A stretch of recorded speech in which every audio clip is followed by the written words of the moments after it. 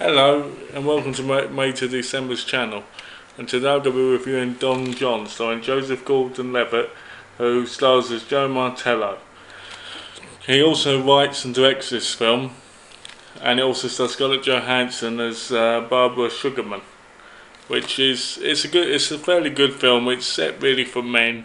Basically, Joseph Gordon-Levitt is a porn addict, and he basically goes out and goes to clubs where he pulls women, and he's called Don Jon by his friends because of his unrelentless streak of getting a woman every night.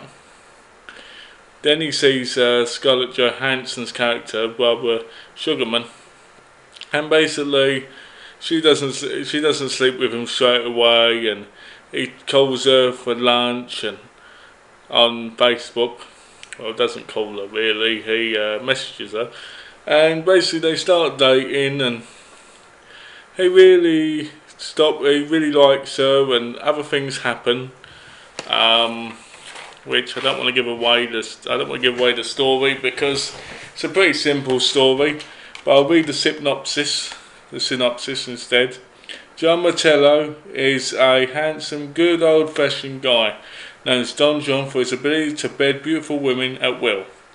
But ironically, even the finest filling doesn't compare to the bliss Jon finds alone. Watching porn on his computer, Barbara Sugarman, Scarlett Johansson, is a gorgeous, good, old-fashioned girl raised on romantic movies, and she's determined to find her Prince Charming. Wrestling with the expectations of the opposite sex, Jon and Barbara struggle against false fantasies to find true intimacy in this unexpected comedy written and directed by Joseph Gordon-Levitt. I found the film to be funny in some places, like for instance when after he sleeps with women he has to watch porn. That's quite funny. I also found it quite realistic in the way men think. A lot of men think about porn, and there's a lot more porn addiction in the world today, where men can't seem to just let it go. So when they're in a relationship, they still watch porn quite a bit. So I found it quite realistic in that aspect about how he describes the differences between adult entertainment and a relationship. So I found that quite funny because it was very realistic. It also stars Julianne Moore in it as a second woman who he gets to know, and it's quite interesting how it goes. The movie itself, I would say, isn't recommended to all. I'd say it's good for a man who, I don't know, likes a comedy but also can understand from the point of view of Don Jon's character.